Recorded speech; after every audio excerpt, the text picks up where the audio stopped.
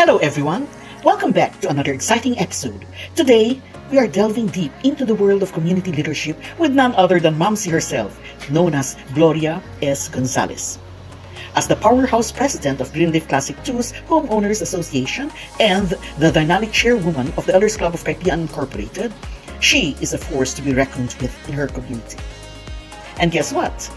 We are right here in her office, ready to catch up on all the latest happenings. So get ready for something special because Mamsi's got a special announcement in store regarding the BBMII, or what is known as the Bagong Bansang Maharlika International Incorporated. So let's jump right into it with Mamsi. Okay. Magandang umaga po sa inyo lahat. Gusto ko lamang po ipaalam sa inyo ang tungkol sa BBMI. Nung ako po ay unang tumayo sa inyo at magpaliwanag tungkol sa BBMI, ako po ay naniniwala na sila ay nakarehistro. Ito po naman, nakarehistro sila. At ako po ay naniniwala dahil sa kanilang salita na tayo ay matutulungan.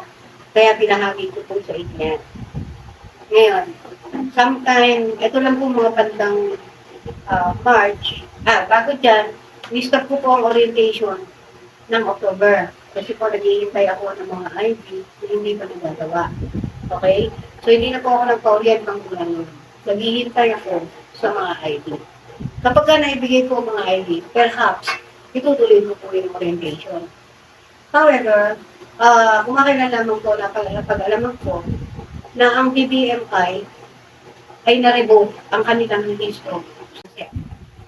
Pag sinabi kong na-revoke, tinanggal po ang registro at sila ay dinidisqualify ng Securities and Exchange Commission.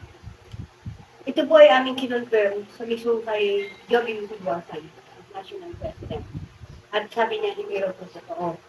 Ang sabi niya, for ratification. Okay? For the meantime, sige, titignan po kung totoo. Nag-research po ang balita ko. In fact, yung kasamahan ko po na isa ay nag-email mismo sa Securities and Exchange at kino-confirm kung may ratification nga po bang ginagawa.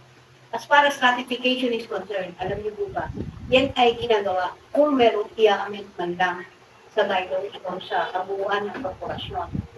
Pero ang isang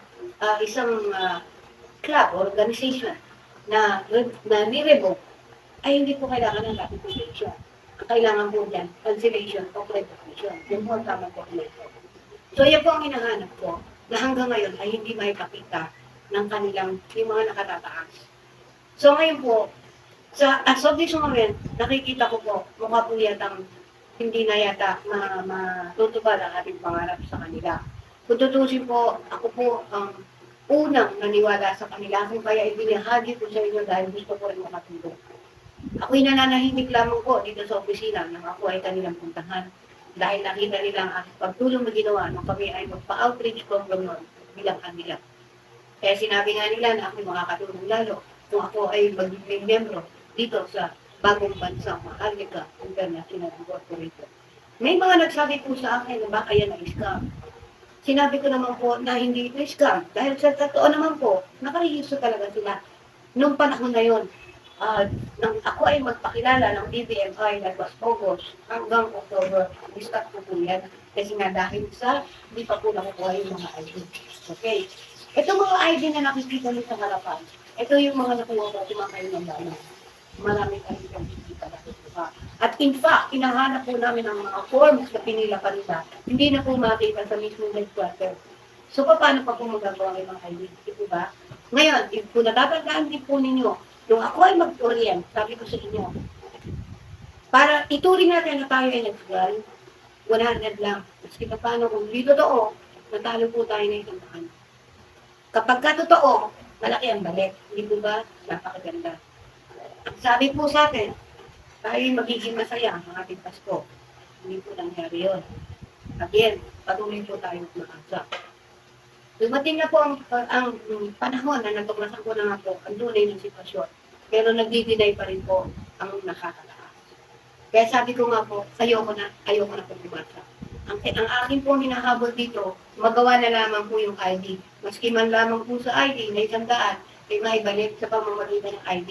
Ngayon, kung halimbawa may ID na kayo, hindi na po tayo nakakasiguro kung makakakuha pa rin tayo ng sinasabi nila. How much more ang walang ID? Kaya ito po yung tinatrabaho ko na lahat ay makuha kami ng ID. May pagawa ang mga ID. Ginagawa na po namin ang paraan.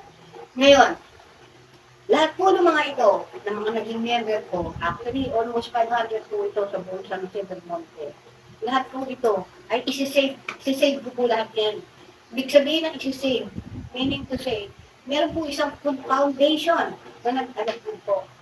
Ito po ang tinatawag ng Book Sophia.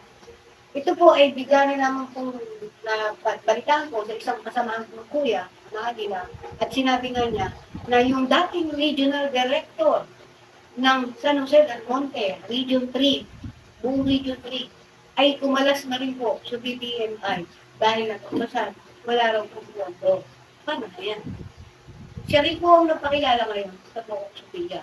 Ito po ang Buok Sophia, sabi ng mga anak ko, scam na naman yan, sabi ng anak ko. Ang sabi naman po sa akin, wala po kayong babayaran, bibigyan kayo ng ID, at maghintay na lamang po kayo ng ayuda. Yun ang sinasabi ko ngayon. So kung ito'y walang babayaran, okay lang. Sige, try natin. Kung wala naman silang may bibigay, at least wala tayong binayaran. Ang gusto ko lamang po sana ay makabawi. Kasi paano? Na kung halimbawa kung nagbigay ng ayuda ang Buok Sophia, at least sulit na rin po kasi paano dito ba? Parang gusto ko rin ibalik yung nawala na pag-asa ng tao. Ngayon, kung hindi po ito totoo, wala pong nawala sa atin. Diba? Ang ID po ay ganoon din po, papagawa ng ID, pero wala pong bayad. Wala rin pong membership fee. Ang magkakaroon lamang po ay ang ayuda. Na ang ayuda po ay hindi bababa sa 20K. Unang bagsak, 20K. At least yan ay mukhang mas totoo. Hindi katulad po dito sa BBM na 100,000 every month. Dito ba? O kaya kung 50 years old, 50,000 every month.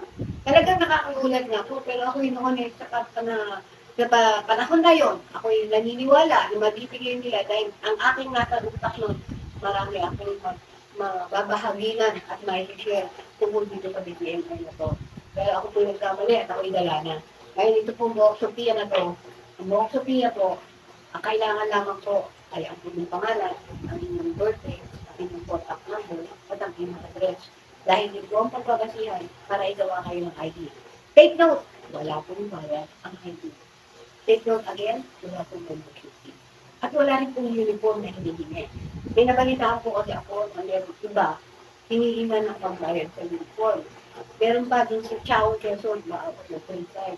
Kaya sabi ng anak ko, scam na naman yan. Sabi ko, wala naman kinukuha ng pera, anak. Sabi ko, pagka nakihingi sila ng pera, gusto yung atrasan ng tayo. Kaya lang, gusto ko pa rin bigyan ng pag-asa. Kung sakali ko ito yung 20,000, at least, handa na po, makakahinga na ako ng manulo. Wala mo po. And then, so itong mga ID na ito, ibibigay naman po natin, pero wala na pong kasibukan. Kung tayo po ay makakasunod sa BBMI. Kung hindi pong nababalitaan, ay kung hindi mo nakikita yung mga video sa BBMI, na nakabili na po ng sasakyan si Madam Joey Libibasan. Kagaganda na kanyang mga sasakyan. At may nagsabi po sa amin, kung kilala po ninyo si Sonat Reyes, na hindi napapanood sa video. Ano po sabi ko si Queen Sonat? Kita niya doon sa kanyang lagos, pinakita ko yung lagos, magpipirma ni MP, ng presidente, na yung pera ay binigay niya. Isang pagkamang kayo, hindi kayo iba. 610, yun, binigay niyo yun.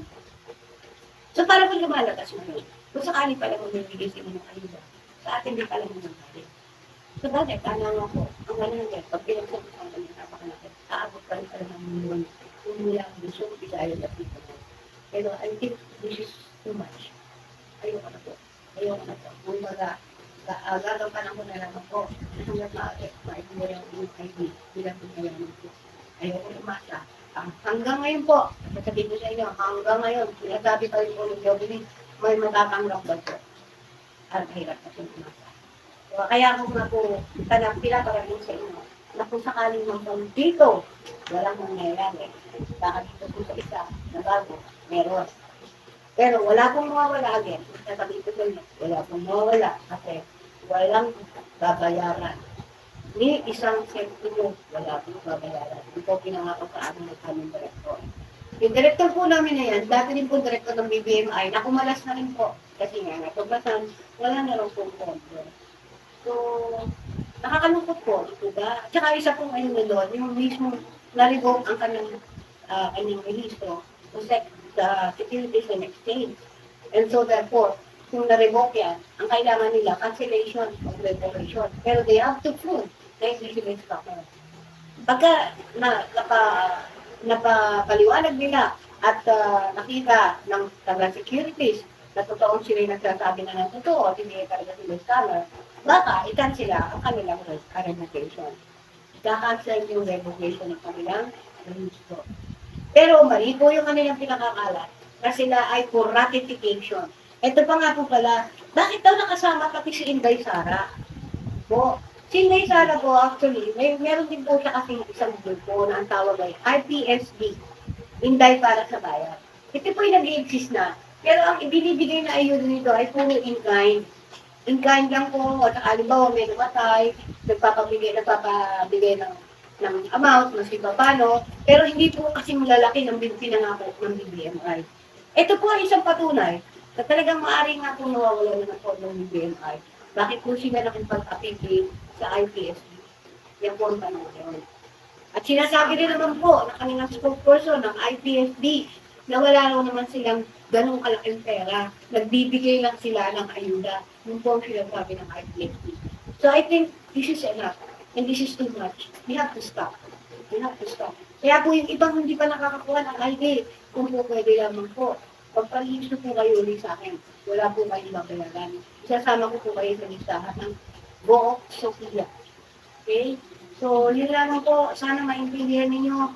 Ako po ay biktima rin. Although kayo ay napapunta rito dahil sa akin, dahil ang akin pong intensyon at paniniwala, ay ganun na lamang na matutulungan na tayo lahat. Mabibigyan po tayo, hindi nga wag po tayo. Pero again, nagkamali po ako, aminin ko po, and I'm really very, very sorry po sa nangyari. I apologize for this thing. Yun lang yung po sa sabihin ko sa inyo. Pero gagawin ko po ng paraan at maaari na baka makakuha po tayo sa bagong foundation. Pero pag naningin na po, atras po ako dyan. Sigurado na po yun. Okay po? So maraming salamat po sa inyo at magandang araw sa inyo lahat. Thank you, Ma'am C. Thank you very much. As we wrap up today's insightful interview, remember to hit that subscribe button and ring the notification bell so you never miss out on our next adventure. Thank you for joining us on this journey through community leadership with Ma'am C, and until next time, stay curious and keep spreading those positive vibes. I'll catch you in the next one.